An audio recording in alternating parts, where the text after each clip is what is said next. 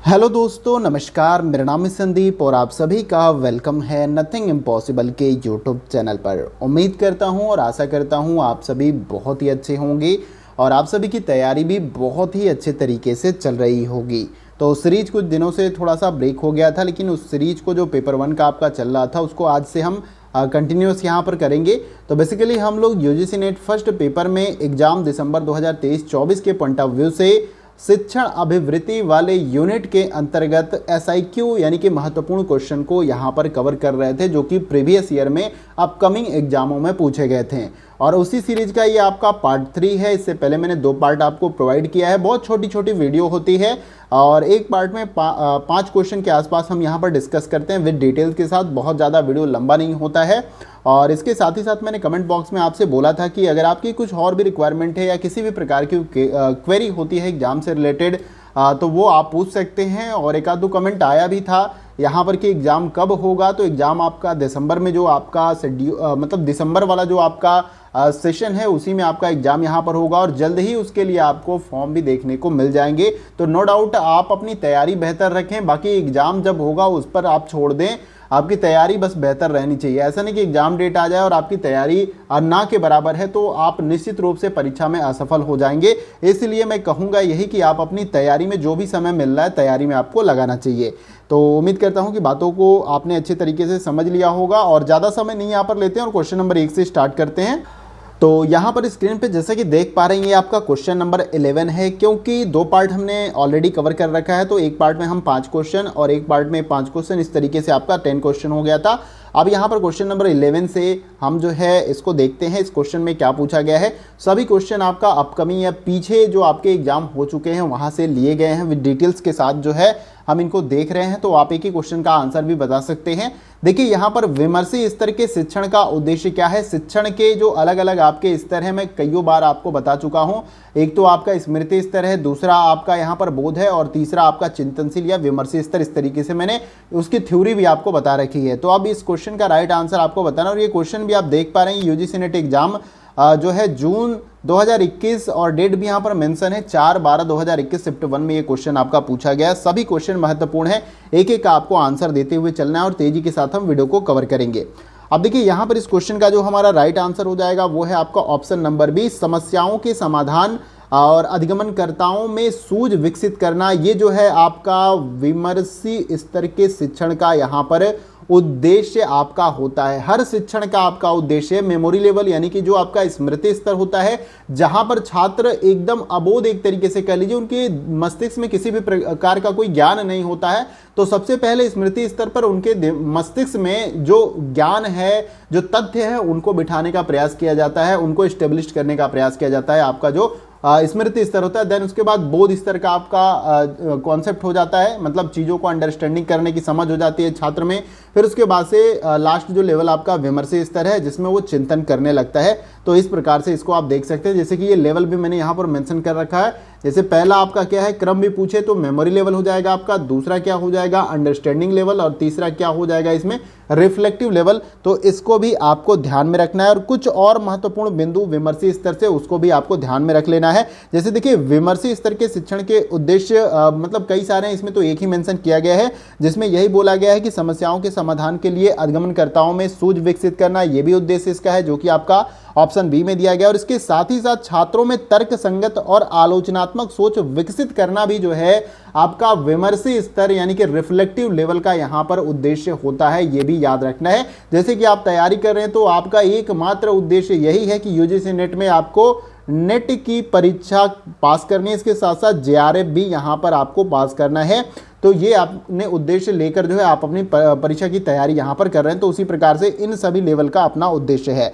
एक और यहाँ पर उद्देश्य इंपॉर्टेंट है, उसको भी याद रखना है आपको। जैसे छात्रों में स्वतंत्र चिंतन और निर्णय लेने की क्षमता का भी विकास करना आपका विमर्शी स्तर यानी कि चिंतनशील स्तर का उद्देश्य होता है, ये आपको याद रखना है। कईयों बार और बार बार मल्टीपल शिफ्ट में या कई आगे आने वाले एग्जामों भी यहाँ पर से क्वेश्चन आपको देखने, टीचिंग लेवल जो होता है वहां से क्वेश्चन देखने को मिलेगा, इसलिए आप इसको अच्छे तरीके से कवर कर लीजिएगा। विमर्शी स्तर बताया मैंने, ये तीनों आपको अच्छे से डिटेल में देख लेने हैं। अब आइए अगला क्वेश्चन देखते हैं। अगला क्वेश्चन है क्वेश्चन नंबर 12। देखिए इसमें पूछा जा रहा है कि नाम क्या है जो अभियांत्रिकरण, अग्रहणशीलता, अधिगमित की जाने वाली विषय वस्तु के प्रत्याहन के द्वारा शिक्षार्थी को उनके चिंतन विमर्श पर सहायता करती है। ये आपको इन चारों विकल्पों में से बताना है कि कौन सा यहाँ पर ऑप्शन इस क्वेश्चन का राइट आंसर हो जाएगा। काफ़ी इंपॉर्टेंट क्वेश्चन है, इसका राइट आंसर आपको देना। और ये भी क्वेश्चन जून 2021 3/11/2021 शिफ्ट 2 में ये क्वेश्चन आपका पूछा गया है। इस क्वेश्चन को वीडियो को पॉज करके आप इसका राइट आंसर दीजिए। देखिए यहाँ पर इस क्वेश्चन का जो राइट आंसर हो जाएगा वो है आपका ऑप्शन नंबर यहाँ पर ए राइट आंसर हो जाएगा। मेटा कॉग्निशन इसे कहा जाता है, यानी सोच के बारे में सोचना ही जो है आपका मेटा कॉग्निशन यानी अधिसंज्ञान आपका होता है। यानी जो भी आप थिंकिंग कर रहे हैं उसके बारे में भी अगर आप विचार कर रहे हैं तो वही आपका मेटा कॉग्निशन यानी अधिसंज्ञान होता है। आप इसके बारे में रिसर्च भी कर सकते हैं। तो मतलब जो थिंकिंग करते हैं वो तो ठीक ही है, लेकिन थिंकिंग के बारे में भी अगर थिंकिंग करेंगे तो ये सारा आपका हो जाएगा। तो इसके बारे में कुछ डिटेल में हम समझ लेते हैं। जैसे याद रखना है, अधिसंज्ञान यानी कि मेटा कॉग्निशन नामक मानसिक प्रक्रिया अभियांत्रिकरण ग्रहणशीलता अधिगमित की जाने वाली विषय वस्तु के प्रत्याहन के द्वारा शिक्षार्थी को उनके चिंतन विमर्श पर सहायता करती है। और अधिसंज्ञान को चिंतन के बारे में चिंतन करना भी कहा जाता है। जैसा कि मैंने यहाँ पर अभी आपको बताया कि चिंतन के बारे में चिंतन करना ही आपका अधिसंज्ञान यानी मेटा कॉग्निशन है, ये आपको याद रखना है। और यह तत्काल परिणामों को मूल्यांकित करने, छात्रों को अपनी उपलब्धि या सीखे हुए अधिगम के प्रति चिंतन करने तथा चिंतन कौशल को विकसित करने के लिए एक उपयोगी यंत्र आपका होता है मेटा कॉग्निशन, ये आपको याद रखना है। इसके साथ ही साथ जो है शिक्षक द्वारा अधिसंज्ञान को विकसित करने के लिए की जाने वाली गतिविधियां अधोलिखित है, जिसमें आपका छात्रों में सिखाए गए ज्ञान की बारीकियों को समझाने का प्रयास करना, छात्रों को जिस तथ्य संज्ञान को अवबोध करने में समस्या हो रही है उसके प्रति संज्ञान एवं सुझाव देना, और इसके साथ ही साथ कोर्स वर्क को प्रतिबिंब करने का अवसर प्रदान करना, ये सभी आपका मेटा कॉग्निशन की गतिविधियों के अंतर्गत आपका आता है। यानी कि सोच के बारे में सोचना। मान लीजिए आपने एक मतलब थिंकिंग की आपने कि आपने एग्जाम जो है यूजीसी नेट का पास कर लिया और उसके बाद का आपने कुछ प्लान नहीं किया, बस यूजीसी नेट का एग्जाम पास कर लिया। उसके बाद से फिर आप एक मतलब जो थिंकिंग आपने किया उसके बाद से एक और थिंकिंग, नहीं मैं पास हो गई तो उसके बाद से मैं यहाँ पर टीचिंग में जो है मतलब ज्वाइन कर लूँगी कहीं भी प्राइवेट कॉलेज या फिर जो भी आयोग के द्वारा वैकेंसी आएगी असिस्टेंट प्रोफेसर के लिए, वहाँ पर अप्लाई करके और मैं अच्छा प्रदर्शन करके सिलेक्शन लेके वहाँ पर टीचिंग करूँगी। यानी कि एक तो थिंकिंग पहले नेट क्वालिफाई करना, फिर उसके बाद से देन आगे।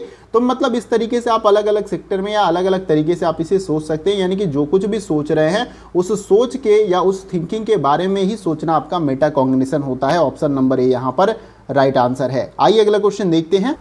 अगला क्वेश्चन है क्वेश्चन नंबर 13। देखिए इसमें पूछा जा रहा है कि समूह अन्वेषण मॉडल के वाक्य विन्यास के चरणों को सही क्रम में व्यवस्थित कीजिए। तो यहाँ पर समूह अन्वेषण मॉडल के वाक्य विन्यास के चरण दिए गए हैं, इनको क्रम से व्यवस्थित करना है और नीचे दिए गए इन विकल्पों में से आपको अपना राइट आंसर कमेंट बॉक्स में बताने का प्रयास करना है। और ये भी क्वेश्चन आपका जून 2021 यानी 1/12/2021 शिफ्ट 1 में पूछा गया है, तो काफ़ी इंपॉर्टेंट क्वेश्चन है। तो इसका भी आंसर अगर आपको पता है तो आप बताइए। तो यहाँ पर इस क्वेश्चन का जो राइट आंसर आपका हो जाएगा वो है आपका ऑप्शन नंबर सी, यहाँ पर राइट आंसर हो जाएगा।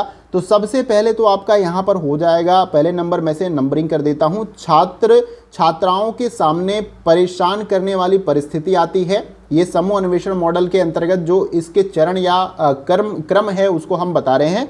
तो यहाँ पर इसके बाद पहले सबसे नंबर पे क्या आ जाएगा, सी आ जाएगा। दूसरे नंबर पे यहाँ पर आपका आ जाएगा ई, यानी छात्र छात्राएं परिस्थिति की प्रतिक्रियाओं का अन्वेषण करते हैं।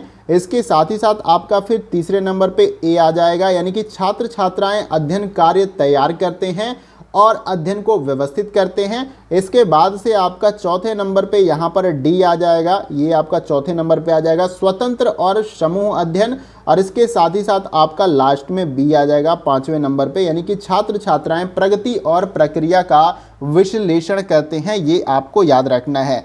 तो ये जैसे कि क्वेश्चन आपसे पूछा गया कि समूह अन्वेषण मॉडल यानी कि जो ग्रुप जो रिसर्च मेथड जो आपका आता है मॉडल होता है उसमें वाक्य विन्यास के जो चरण होते हैं उसके क्रम में यहाँ पर उसको व्यवस्थित करना था। ये क्रम दिए गए थे, मतलब ऊपर नीचे ऑर्डर में दिए गए थे, तो लेकिन इनको क्रम से लगाना था।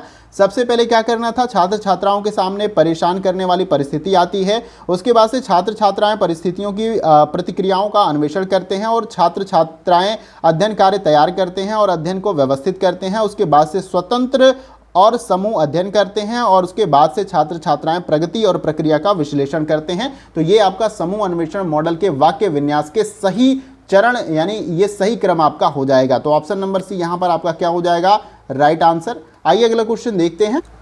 अगला क्वेश्चन है क्वेश्चन नंबर 14। इसमें पूछा जा रहा है कि रूपावली यानी कि पैराडाइम की अवधारणा किसके साथ जुड़ी हुई है। मतलब बेसिकली ये जो पैराडाइम का एक कॉन्सेप्ट है, एक संकल्पना है, वो किस महोदय के द्वारा दिया गया है, ये आपको कमेंट बॉक्स में बताना है। ये भी क्वेश्चन आपका 30/11/2021 शिफ्ट 1 में पूछा गया है। काफ़ी इंपॉर्टेंट क्वेश्चन है, तो इसका राइट आंसर आपको कमेंट बॉक्स में देना है। देखिए यहाँ पर इस क्वेश्चन का जो राइट आंसर आपका हो जाएगा वो है आपका ऑप्शन नंबर डी। यहाँ पर राइट आंसर हो जाएगा TS कूहन, यानी आप इस तरीके से कूहन महोदय कह सकते हैं। TS कूहन आप इस तरीके से कह सकते हैं, कूहन महोदय के द्वारा जो है रूपावली यानी पैराडाइम की अवधारणा दी गई थी। देखिए इसके साथ साथ कुछ और महत्वपूर्ण बिंदु है जिसको आपको जान लेना है। जैसे याद रखना है कि रूपावली की अवधारणा TS कूहन ने दी थी और इसके साथ ही साथ TS कूहन महोदय ने वैज्ञानिक क्रांति की संरचना 1962 में जो लिखा था उसी के अंतर्गत इस जो है अवधारणा के बारे में बताया था। इस अवधारणा के बारे में मैं बता दूं, यानी कि कोई ऐसी कल्चर या संस्कृति जो आपकी पहले से ही चली आ रही है, लेकिन वर्तमान समय की जो यंग जनरेशन है हो सकता है उस कल्चर को वो एडॉप्ट न करे या उसमें उसको कुछ समस्या लगे या उसमें वो परिवर्तन करना चाहता है। यानी कि जो चीज़ें चली आ रही हैं पहले से, उसमें जो आज की जनरेशन है उसमें परिवर्तन करना चाहती है। मेनली इसी कॉन्सेप्ट को उन्होंने इसमें बताने का प्रयास किया था। ये जो आपका पैराडाइम वाला कॉन्सेप्ट है, आप इसे सर्च करके भी डिटेल में इसके बारे में जान सकते हैं। और ये आपने अपने आप में भी देखा होगा कि जो कुछ भी हमारे बहुत पुराने कल्चर के थ्रू जो भी हमारा पहनावा था, आज उसमें ज़मीन आसमान का फ़र्क आपको दिखता है। बहुत जगह दिखता है आपको ट्रेडिशनल, बहुत कम लोगों के द्वारा वो सारी चीज़ें पहनी जाती हैं, लेकिन वहीं के जनरेशन के लोग जो नए जो आगे शहरों में चले गए हैं, कहीं और पढ़ाई लिखाई करने लगे, तो उनका रहन सहन जो पहनावा है वो पूरी तरीके से चेंज हो गया, जो कि उनके पुरानी संस्कृति के हिसाब से जो यंग जनरेशन उसमें बदलाव लाती है। जो पुराना उनको अगर सूट नहीं किया, उनके हिसाब से चीज़ें नहीं चल रही हैं, तो वो उसमें चेंज करेंगे ही, ये बदलाव होता रहेगा। ये पैराडाइम का आपका पूरा कॉन्सेप्ट है। उम्मीद करता हूँ कि ये चीज़ें आपको समझ में आ गई होंगी। और आइए अगला क्वेश्चन देखते हैं। अगला क्वेश्चन है क्वेश्चन नंबर 15 और ये क्वेश्चन आपका स्टेटमेंट्स के फॉर्म में है और ये जीन पियाजे के संदर्भ में है। तो जीन पियाजे के संदर्भ में मैंने इसे लास्ट वीडियो जो अपलोड किया था उसमें मैंने काफ़ी कुछ आपको बताया था। देखिए कथन पहले में बोला जा रहा है कि संज्ञानात्मक विकास के पियाजे के चरणों के अनुसार पूर्व संक्रियात्मक चरण के दौरान बालक भाषा सीखता है और वस्तुओं को दर्शाने के लिए प्रतीकों का प्रयोग करना आरंभ कर देता है। कथन दूसरे में बोला जा रहा है कि संज्ञानात्मक विकास के पियाजे के चरणों के अनुसार औपचारिक संक्रियात्मक चरण के दौरान बालक प्रतिवर्त इंद्रियों व पर्यावरण में गति क्रिया के माध्यम से सीखता है। बेसिकली ये जो अवस्थाएं दी गई हैं पियाजे के अनुसार जो एक बालक है उनके विकास के संदर्भ में, तो उस अवस्था में क्या क्या वो चीज़ें करता है। तो क्या आपको देख लेना है कि कौन कौन से कथन आपके सही हैं या गलत हैं, और उसके बाद से आपको राइट आंसर इन चारों विकल्पों में से बताना। और ये भी क्वेश्चन 30/11/2021 शिफ्ट 1 में पूछा गया है, तो काफ़ी इंपॉर्टेंट क्वेश्चन है। देखिए जो कई सारे साइकोलॉजिस्ट हैं, चाहे आपके पियाजे हो गए, स्किनर हो गए, पावलो हो गए, इनके संबंध में क्वेश्चन आपका टीचिंग एप्टीट्यूड के थ्रू पूछ लिया यहाँ पर जाता है। किसी किसी शिफ्ट में पूछ लिया जाता है और किसी किसी शिफ्ट में नहीं, तो इनके बारे में भी आपको पढ़ के अच्छे तरीके से जाना है और कईयों बार एग्जाम में पूछे गए हैं प्रश्न। देखिए यहाँ पर इस क्वेश्चन का जो राइट आंसर हमारा हो जाएगा वो है आपका ऑप्शन नंबर सी। यहाँ पर कथन पहला सत्य है लेकिन कथन दूसरा गलत है। तो कथन पहला आपका यहाँ पर सही हो जाएगा लेकिन कथन दूसरा यहाँ पर आपका गलत हो जाएगा। अब इसको थोड़ा सा समझते हुए हम अच्छे तरीके से चलते हैं। देखिए याद रखना है कि संज्ञानात्मक विकास के पियाजे के चरणों के अनुसार पूर्व संक्रियात्मक चरण के दौरान बालक भाषा सीखता है और वस्तुओं को दर्शाने के लिए प्रतीकों का प्रयोग करना आरंभ कर देता है।